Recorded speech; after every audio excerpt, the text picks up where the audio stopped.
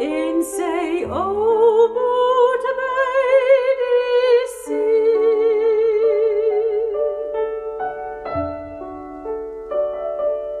By Booplasseberg was ek 'n kind met 'n kind se huil en lach.